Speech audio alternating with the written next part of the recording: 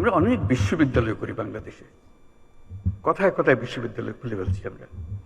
এত বিশ্ববিদ্যালয় যখন আছে, বিশ্ববিদ্যালয়ের সঙ্গে এক একটা করে নার্সিং কলেজ যোগ করে দেন, অন্তত মেয়েগুলো ছেলেগুলো যারা শিখবে দেশেরও কাজে লাগবে, সঙ্গে সঙ্গে আন্তর্জাতিক ক্ষেত্রে এই চাহিদা কোনোদিন মেটাতে পারবে না কেউ।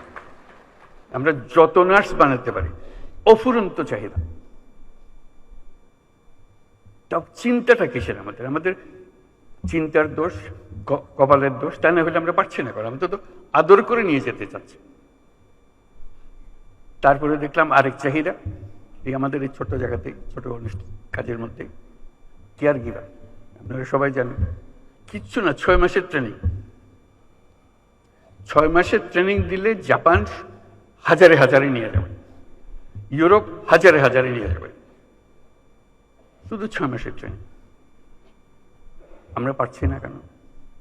আমরা স্বাস্থ্য মন্ত্রণালয় এমন এক জিনিস বানিয়েছি যেটা যখনই বসে সবাই দুঃখে ভরে যায় কিভাবে সিস্টেমটা চলছে বা চলছে না। আপনারাও দুঃখ করেন, আমরাও দুঃখ করি। কাঠামোগতভাবে এমন এক জিনিস, এটা বুঝতে পারি না এটার থেকে উদ্ধারের উপায় কি।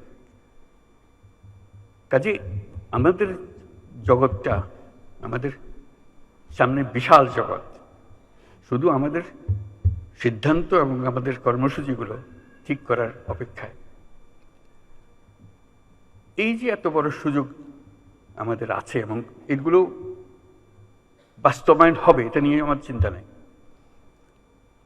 এই তারুণ্য আমাদের আছে, এই মেয়েরাও আছে আমাদের, এই প্রাকৃতিক সুযোগগুলো আমাদের আছে।